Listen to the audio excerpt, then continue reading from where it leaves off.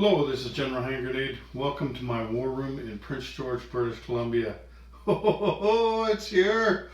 Man, I got this box on my doorstep today, and I was busy. I was getting my taxes done and stuff, and I get home and I finally got it, and I was ripping into it, and I'm lucky I didn't cut myself with that thing. Anyway, check it out. V-3. Yay! This map is absolutely gorgeous.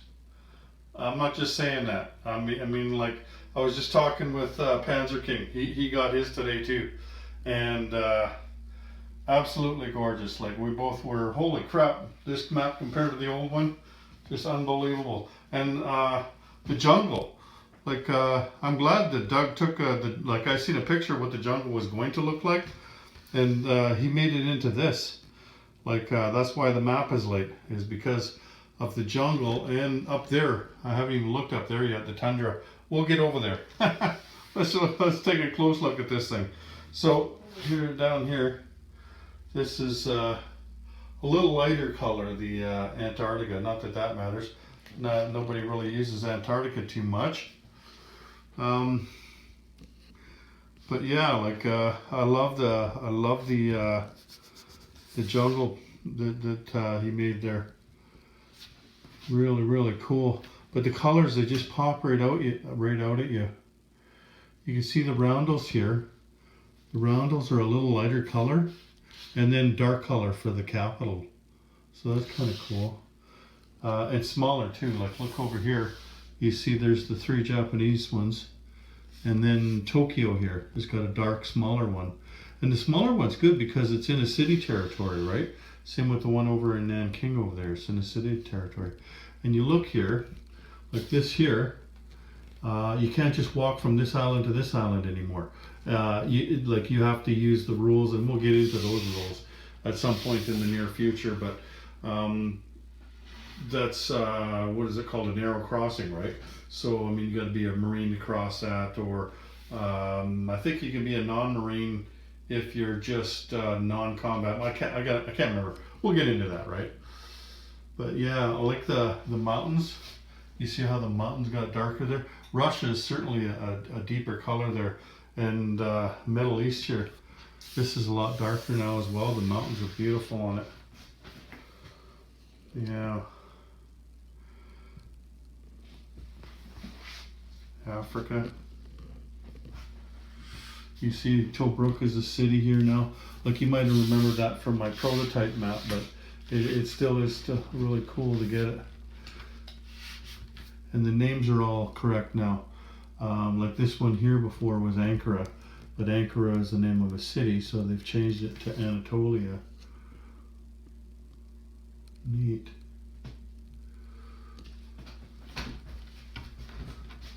This you can see the mountains a lot better now on this map than the old one that I had. Like, these are all mountain territories except for this one. And before, you could hardly tell, right?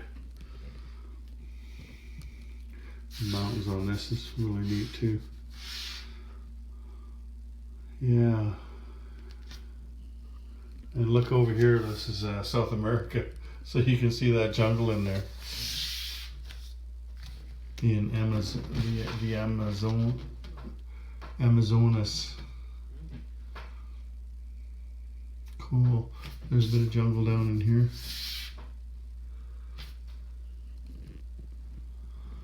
Sorry, I'm just looking at this map here. I just rolled it out, so I'm getting a look just like you are right now, if you haven't got yours in the mail yet. A little bit of jungle down here. I've been in that jungle there. I went to a place called Chachoba. They were just unearthing an old Mayan city down there. This was years ago.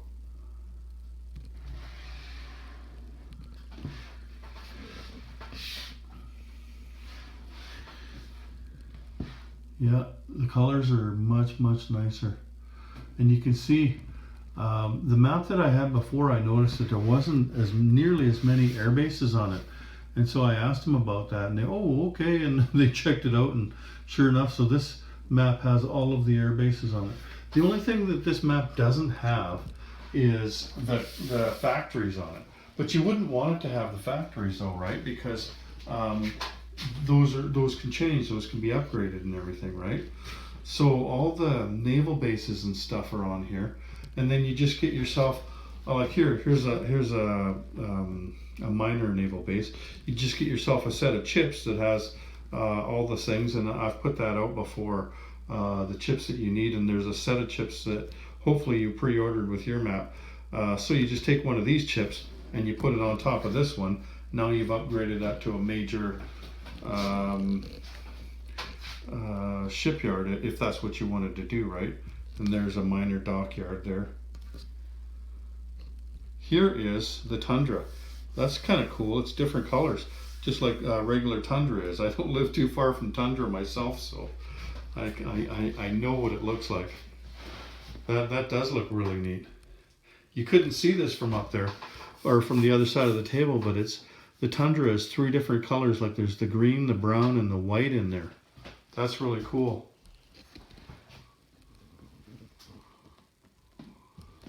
I like that you can see the mountains better. I don't know how well it's coming out on the video, but I can tell you when you're looking at the map with the naked eye, it looks you can really the mountains really pop out at you. Yeah. Here's some of that. You can see it better over here in Canada. It's harder to see on the Russian one there, but you can certainly see it in Canada there. And by the way, Canada, Newfoundland is in the right spot. Oh look, and they put a narrow crossing over to St. Pierre Island. So they called this St. Pierre Island before. St. Pierre Island is just a tiny little French island. It's still a French island off the coast of Newfoundland. It's just a tiny little colony. Like just maybe, I don't even, like maybe 1,000, couple thousand people live there. That's it. It's just a tiny little island. But it's nice to see the Canadian names make it onto the map in the right places.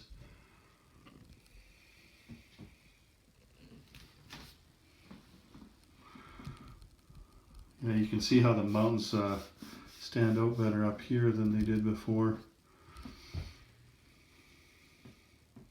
Big difference from the V2 map. I've mostly been looking at the V3 prototype, so I keep forgetting just how much different it is. Like this to me looks normal now, having London here.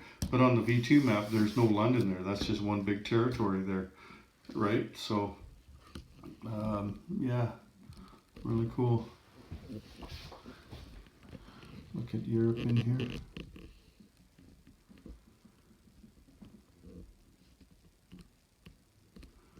There's more narrow crossings than I thought there would be. There's a couple of these here. These are, I can't remember the name of these ports.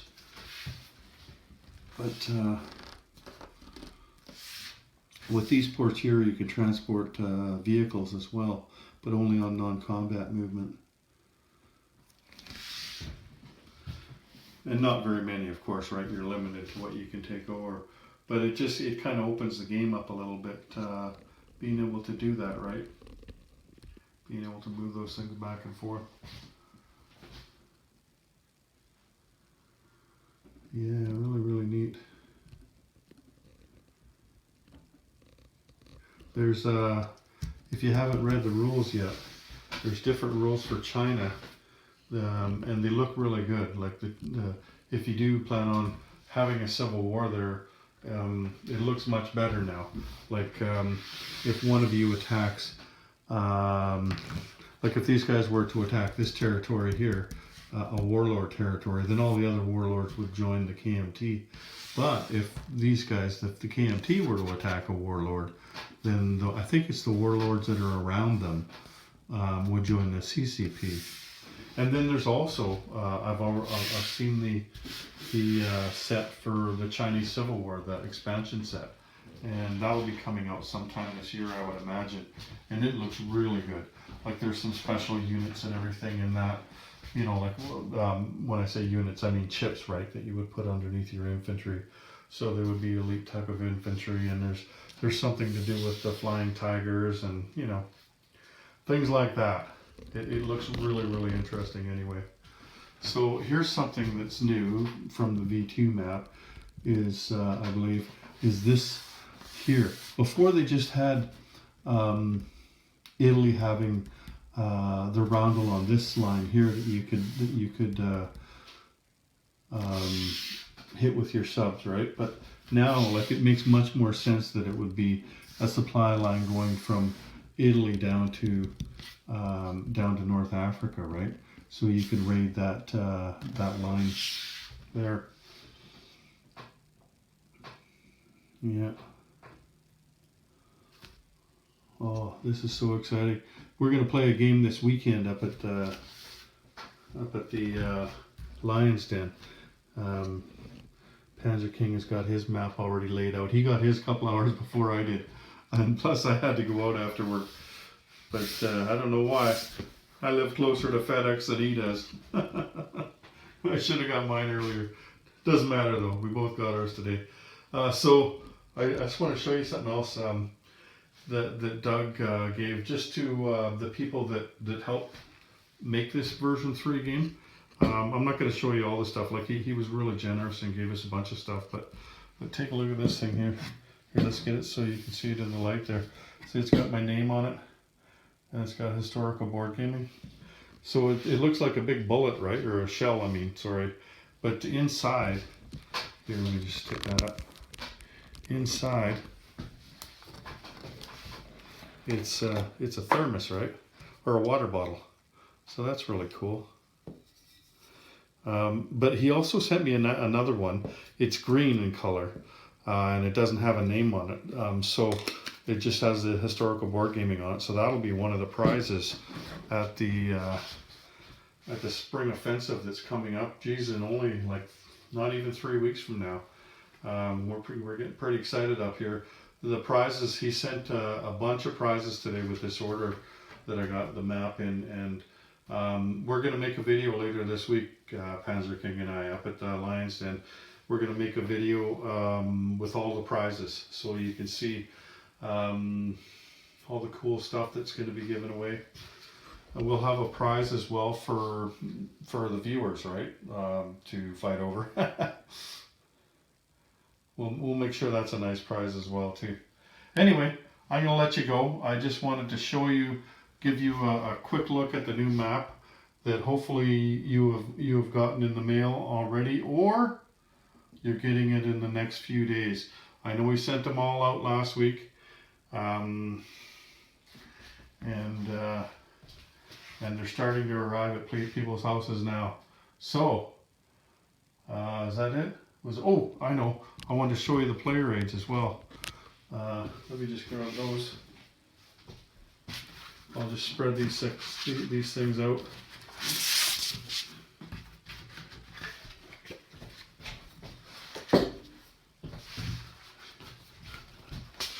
There we go. So let's tip this sucker back down again.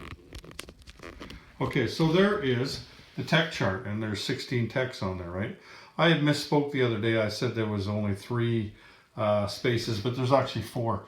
What it is with the tech is you're allowed to start doing it in 1936, and it even reminds you up there, 1936 on there, right?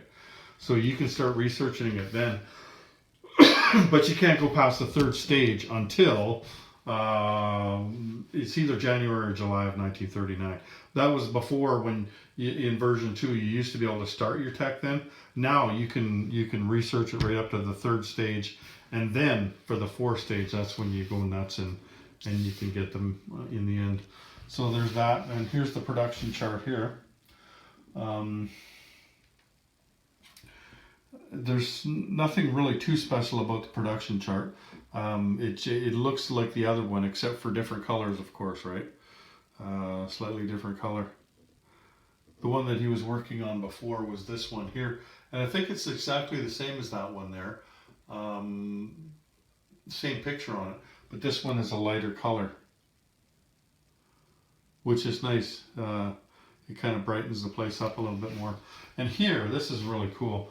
This is your 3-stage build queue instead of 4-stage build queue. So that's really going to change the game a lot, right? having a 3-stage build queue instead of 4, because like it's not going to take you 4 turns to build a battleship. It's only going to take you 3, and they're not upping the price. So instead of 5, 5, 5, 5, it's going to be 5, 5, and then 5, right? So your battleships are going to be cheaper. Your aircraft carriers are going to be cheaper. Your major factories are going to be cheaper.